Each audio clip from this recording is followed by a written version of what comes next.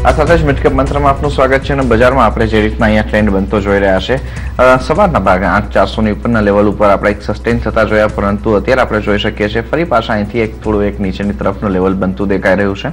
છેલ્લા 2 દિવસમાં જે રીતના બજારમાં એક મેજર ડાઉનફોલ આવતો દેખાયો તેના પગલે આપણને આજે એક થોડું શોર્ટ કવરિંગ પણ બિલ્ટઅપ થતું દેખાઈ રહ્યું છે। ખાસ કરીને બેંક કાઉન્ટર્સમાં અહીંયા આપણને એક મેજર શોર્ટ કવરિંગ બનતું દેખાઈ રહ્યું છે। અત્યારે આપણે જોઈ શકીએ છીએ કે બેંક નિફ્ટીની અંદર પણ જે પ્રકારે આપણને પુટ રાઇટિંગ થતું દેખાયું હતું 18,000 ના લેવલની આસપાસ, તેના પગલે આપણે જોઈએ તો અહીંથી એક થોડો બાઉન્સ એક્સપેક્ટેડ હતો જે અત્યારે આપણને આવતો જોવા મળી રહ્યો છે। પીએસયુ અને પ્રાઇવેટ બંને સેક્ટર તરફથી અત્યારે આપણે જોઈએ બેંકના તો એક થોડું શોર્ટ કવરિંગ બનતું દેખાઈ રહ્યું છે। માર્કેટ બ્રેથ હવે અહીંયા જોઈએ તો થોડી નેગેટિવ બનતી દેખાઈ રહી છે। સવારના ભાગમાં આપણે જોઈએ તો એક્સ્ટ્રીમ પોઝિટિવ લેવલ ઉપર આપણે ખરીદદારી જોઈ રહ્યા હતા, અત્યારે હવે થોડું ત્યાંથી એક સેટબેક આવતું દેખાઈ રહ્યું છે।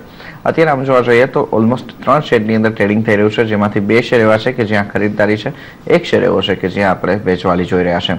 525 શેર્સમાં વેચવાલી, તેની સામે 835 શેર્સ ખરીદદારીના મૂડમાં દેખાઈ રહ્યા છે। મિડ અને સ્મોલ કેપ લેવલ ઉપર અત્યારે એક ખરીદદારીનો ટ્રેન્ડ હજુ યથાવત છે। 5% સુધીની મજબૂતી અહીંયા બનતી આપણને જોવા મળી રહી છે। જોકે સવારના ભાગમાં આપણે જોયું હતું ઓલમોસ્ટ 1% સુધીની મજબૂતી હતી, એ હવે અહીંયા થોડી દૂર થતી દેખાઈ રહી છે। Aurobindo pharma, Jet Airways, Adani port and SEZ, UPL એવા કાઉન્ટર્સ છે અત્યારે મિડકેપ કાઉન્ટર્સમાં કે જ્યાં આપણે સારી ખરીદદારી જોઈ રહ્યા છે। 2.5 થી લઈને 3.25% સુધીની મજબૂતી આ કાઉન્ટર્સમાં દેખાઈ રહી છે।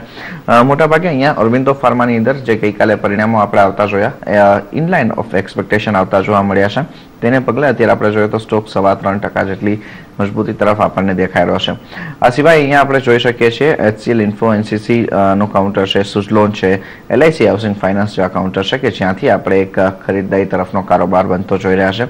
જે ડાઉનફોલ હતો ત્યારથી આ બધા સ્ટોક્સની અંદર અત્યારે આપણને એક થોડું રિકવરી તરફનો ટ્રેન્ડ બનતો દેખાઈ રહ્યો છે। ડાઉન સાઇડ ઉપર જોઈએ તો જિંદાલ સ્ટીલ એન્ડ પાવર છે, રિલાયન્સ કમ્યુનિકેશન, એમટેક ઓટોના કાઉન્ટર છે, એચસીસી નું કાઉન્ટર છે કે જ્યાંથી આપણે હવે એક નેગેટિવ સ્ટ્રીક જોઈ રહ્યા છે। ઓલમોસ્ટ અહીંયા આપણે જોઈ શકીએ છીએ 2.5 થી લઈને 4.5% સુધીનો ફોલ આવતો દેખાઈ રહ્યો છે। ખાસ કરીને મેટલ સ્ટોક અત્યારે એક સારું એવું પ્રેશર અહીંયા બિલ્ટઅપ કરતા આપણને જોવા મળી રહ્યા છે।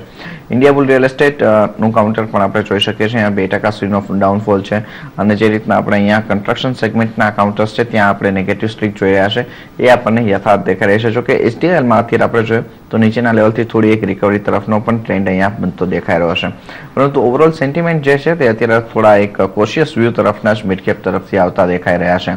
આ સિવાયના જો કેટલાક કાઉન્ટર્સ ઉપર નજર કરીએ કે જે આજે ન્યૂઝ બેઝ બઝિંગ રહ્યા છે, તેમાં સુગર સેગમેન્ટના સ્ટોક આપણે જોઈ શકીએ છીએ, બજાજ હિન્દુસ્તાનનું કાઉન્ટર જોઈ શકીએ છીએ, બલરામપુર ચીનીનું કાઉન્ટર જોઈ શકીએ છીએ કે જ્યાં આપણે એક સારી ખરીદદારી તરફનો ટ્રેન્ડ બનતો જોઈ રહ્યા છે। શક્તિ સુગર્સનું સ્ટોક જોઈ શકીએ છીએ કે જ્યાં આપણે એક ખરીદદારી તરફનો કારોબાર બનતો જોઈ રહ્યા છે અને આ ઉપરાંત અહીંયા મિડકેપ ફાર્મા કાઉન્ટર્સ પણ આજે થોડી એક મજબૂતી દર્શાવી રહ્યા છે। ઓર્કિડ કેમિકલ્સનું કાઉન્ટર જોઈ શકીએ છીએ, અહીંયા આપણે ઓલમોસ્ટ 1.5% મજબૂતી છે। સ્ટ્રાઇડ એક્રોલેબમાં પણ 1%ની મજબૂતી તરફનો કારોબાર દેખાઈ રહ્યો છે।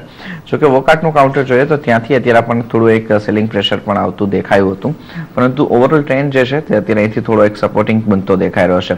મિડકેપ કાઉન્ટર્સમાં ખાસ કરીને એક મધરસન સુમીનું કાઉન્ટર પણ આપણે આજ જોવાનું રહેશે। અહીંયા આપણે જોઈએ તો જે એક 340ની આસપાસ એક સપોર્ટ હતો એ પણ આજે અહીંયા બ્રેક થતો દેખાયો હતો અને અત્યારે આપણે જોઈ શકીએ છીએ કે ઓલમોસ્ટ 1%ના ફોલ સાથે અહીંયા કારોબાર થતો આપણને દેખાઈ રહ્યો છે। આ સિવાય મિડકેપના એવા બીજા કયા કાઉન્ટર્સ છે કે જ્યાં મેજર મુવમેન્ટ છે તેની વિગત લઈએ અમારા સહયોગી વિરાજ સરવૈયા પાસેથી। જી વિરાજ। રિઝલ્ટ સિઝન ચાલી રહી છે અને આપણે જેમ જાણીએ છીએ કે કોમોડિટી પ્રાઇસીસમાં જે ઘટાડો થયો છે તેનો આ વખતે જે ઇમ્પેક્ટ છે તે સીધો આપણને જેટલા કંપનીના રિઝલ્ટ છે તેના પર જોવા મળી રહ્યો છે। જિંદાલ સ્ટીલ એન્ડ પાવર એટલે કે જીએસપીના રિઝલ્ટ આવ્યા છે, રિઝલ્ટ્સમાં કઈ આપણે ખાસું એવું દબાણ જોવા મળી રહ્યું છે। કંપનીનું જે સ્ટીલ ડિવિઝન જે છે તેનો જે નેટ પ્રોફિટ જે છે લગભગ અડધો થઈ ગયો છે। એબેટા માર્જિન્સ જે છે ત્યાં પણ આપણે સારો એવો ઘટાડો જોવા મળી રહ્યો છે। કંપનીનો જે નફો છે તેમાં ઘટાડો દેખાઈ રહ્યો છે। વેચાણમાં એક ઇમ્પેક્ટ છે। સ્ટીલ બિઝનેસમાં જેમ આપણે જાણીએ છીએ ચાઇના તરફથી જે ડમ્પિંગ થઈ રહ્યું છે તેને એક અસર દેખાઈ રહ્યો છે। બીજી બાજુ કંપનીનો જે પાવર બિઝનેસ છે ત્યાં પણ કન્સર્ન્સ ચાલી રહ્યા છે, કોલ અવેલેબિલિટી અને ઇશ્યુઝ ચાલી રહ્યા છે, તેને કારણે પાવર બિઝનેસમાં પણ માર્જિન ઘટ્યા, એને કારણે ઓવરઓલ જે માર્જિન્સ છે તે લગભગ 32% ઘટી 21% પર આવ્યા અને એબેટામાં આપણે દેખાઈ રહ્યો છે ત્યાં પણ એક મોટો ઘટાડો છે। ઓવરઓલ કહી શકાય જીએસપીએલ માટે જે રિઝલ્ટ જે છે તે ખાસા એવા કહી શકાય નબળા આવ્યા છે અને તેનો જ ઇમ્પેક્ટ સ્ટોક પર જોવા મળી રહ્યો છે। એ સાથે જ નેશનલ એલ્યુમિનિયમ કંપની એટલે કે નેલ્કો જે છે તેના પણ રિઝલ્ટ આવ્યા છે। કમોડિટી પ્રાઇસીસમાં જે ઘટાડો છે તેનો જે ઇમ્પેક્ટ દેખાઈ રહ્યો છે। ટોટલ એક્સપેન્સની વાત કરીએ ત્યાં એક આપણે કહી શકાય ઘટાડો થયો છે, પણ જે રીતે રિયલાઇઝેશનમાં એક ઘટાડો થયો તેનો એક પોઝિટિવ અસર માફ કરજો નેગેટિવ અસર દેખાઈ રહ્યો છે। એને કારણે જે આવક જે છે ત્યાં પણ એક છે અને નફામાં પણ લગભગ 40%નો આપણને એક ઘટાડો દેખાઈ રહ્યો છે। મુખ્યત્વે આપણે જોયું તો આ રિઝલ્ટ સિઝનમાં મેજોરિટી ફાર્મા કંપનીના રિઝલ્ટ સારા છે। એક આ વખતે ઓરોબિંદો ફાર્મા છે તેના પણ રિઝલ્ટ જે આવ્યા છે તે ઇનલાઇન દેખાઈ રહ્યા છે।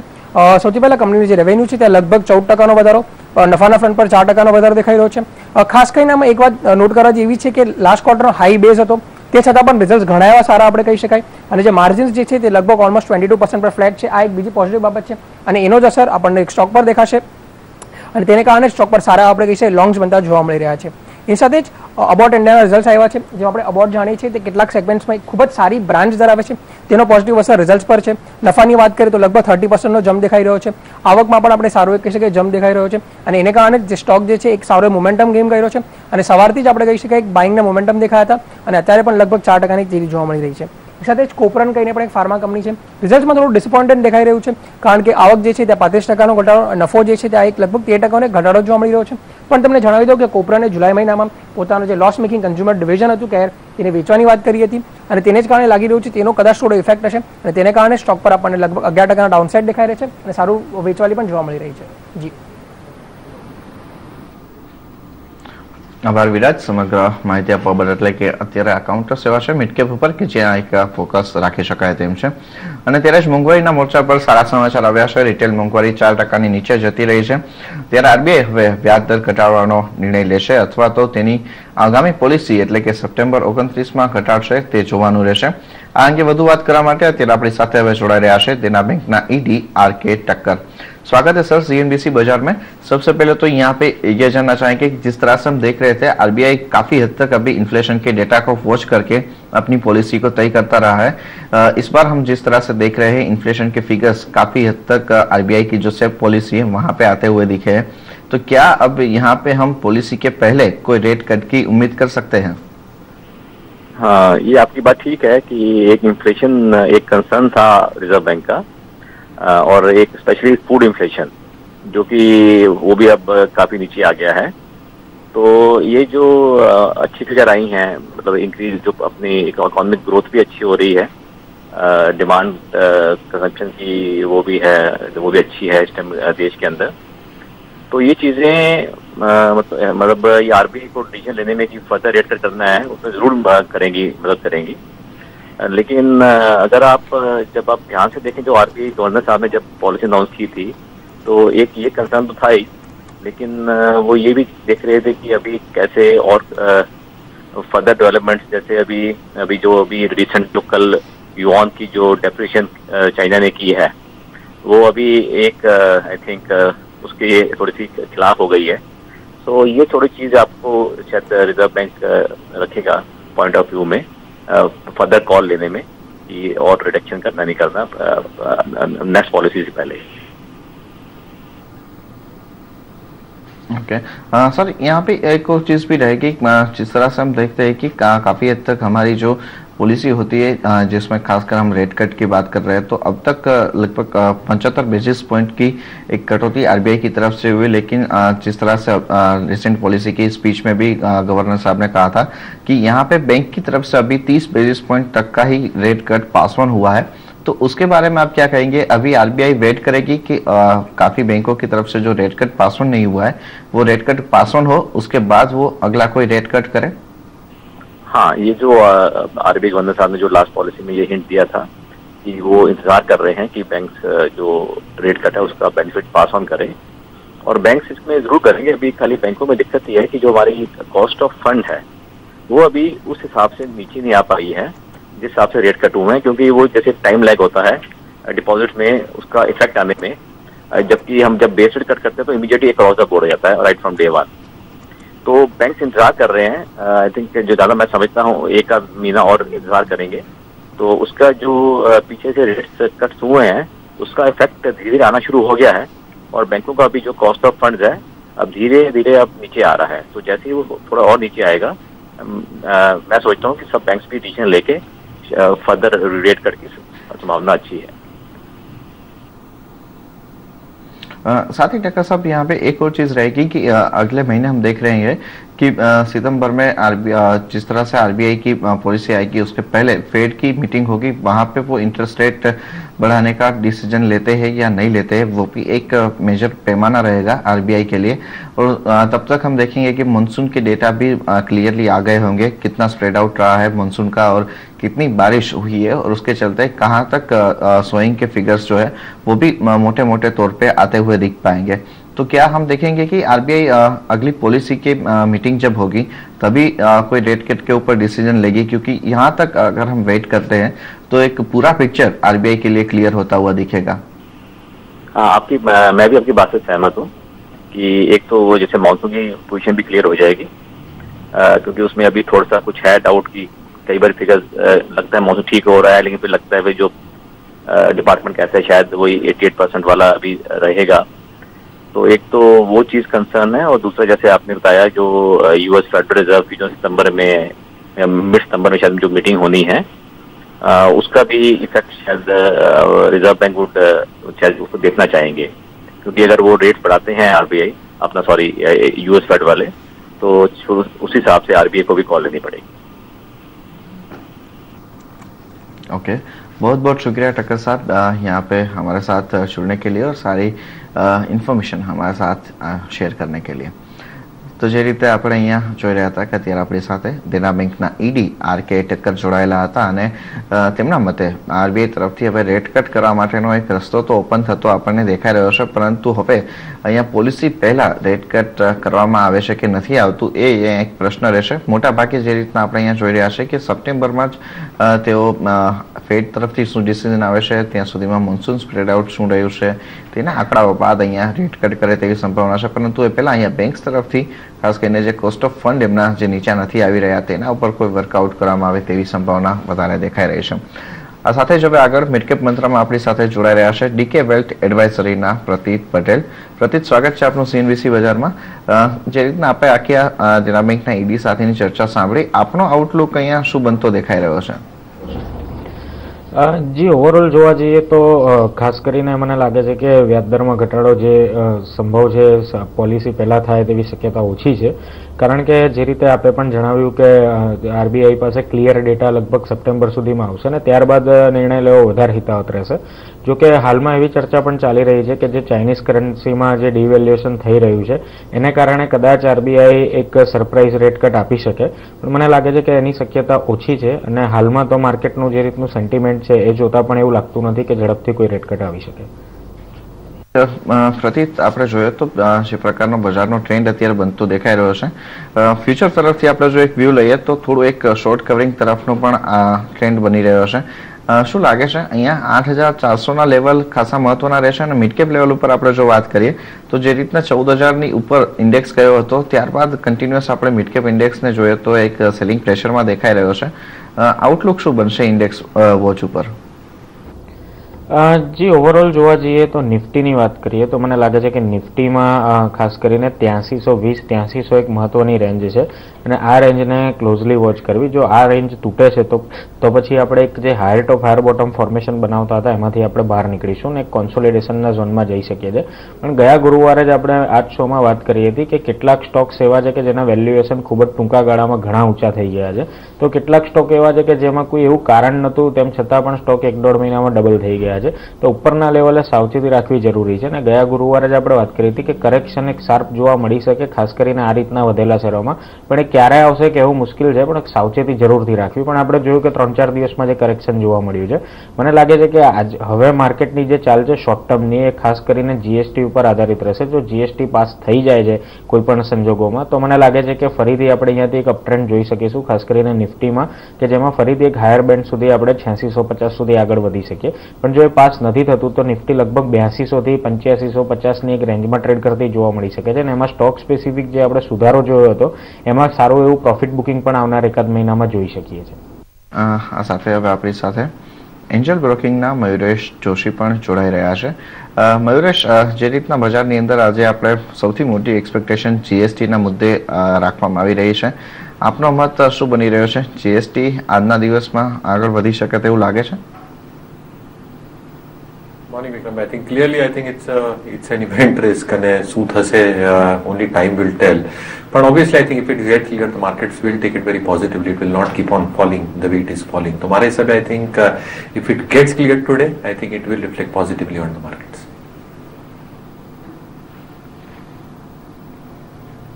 ઓકે સાથે જ આપણે બીજી તરફ એક આજના દિવસની ટ્રેન્ડલાઇન બનતી જોઈ છે એમાં મિડ કેપ લેવલ ઉપર જે કાઉન્ટર્સ એક સારી મજબૂતી આપી રહ્યા છે એમાં અદાણી ગ્રુપના સ્ટોક જોઈ રહ્યા છે, અદાણી પોર્ટનું કાઉન્ટર જોઈએ, ઓવરઓલ અદાણી પેક જોઈએ તો ત્યાં આપણને ખરીદદારી તરફનો જ કારોબાર બનતો દેખાઈ રહ્યો છે. પ્રતિક કોઈ ટ્રેન્ડ બની રહ્યો છે અહીંયા, ખરીદદારી પાછળ કોઈ કારણ દેખાઈ રહ્યું છે? જે અદાણી પેકની વાત કરીએ તો મને લાગે છે કે અદાણી એન્ટરપ્રાઇઝ કે અદાણી પાવરમાં કોઈ મોટી મુવમેન્ટની સંભાવના ઓછી છે, પણ ચાર્ટ જોતા અદાણી પોર્ટનો સ્ટોક મને ઘણો આકર્ષક લાગી રહ્યો છે અને આ સ્ટોકમાં જે રીતનું એક કોન્સોલિડેશન આપણે છેલ્લા ઘણા સમયથી જોઈ રહ્યા છે, લગભગ ડિસેમ્બર મહિનાથી આપણે આ કોન્સોલિડેશન જોઈ રહ્યા છે જેમાં ઉપરમાં 350, નીચામાં 300, આ 50 રૂપિયાની અંદર લગભગ 8 મહિના સુધી આપણે કોન્સોલિડેશન જોયું છે અને હવે જે રીતની મોમેન્ટમ જોવા મળી રહી છે, મોમેન્ટમ ઓસિલેટર જે રીતના સંકેત આપી રહ્યા છે, મને લાગે છે કે અદાણી પોર્ટનો સ્ટોક આ રેન્જમાંથી બહાર નીકળીને એક સારું એવું બ્રેકઆઉટ આપી શકે છે. એટલે અદાણી પોર્ટની વાત કરીએ તો 325-330 સુધીના કરેક્શનમાં 315ના સ્ટોપ લોસ સાથે ખરીદી કરી શકાય ઝડપથી અને પહેલો ટાર્ગેટ બનશે 355 ક્રોસ થતા મને લાગે છે કે આવનાર 2 થી 3 મહિનામાં આપણે આ સ્ટોકમાં 400 રૂપિયા સુધીના લેવલ પણ જોઈ શકીએ છીએ. આ સિવાય મયુરેશ આપણે આજે જોઈ શકીએ છીએ ફાર્મા સ્પેસમાંથી ઓરબિંદો ફાર્માનું કાઉન્ટર એક સારી મજબૂતી દર્શાવી રહ્યું છે. ગઈકાલે આપણે જે પરિણામો આવતા જોયા હતા એક ઇનલાઇન ઓફ એક્સપેક્ટેશન આવતા જોવા મળ્યા છે, જે મજબૂતી અહીંયા બની રહી છે, લાગે છે પરિણામોને જોતા સસ્ટેન રહેશે?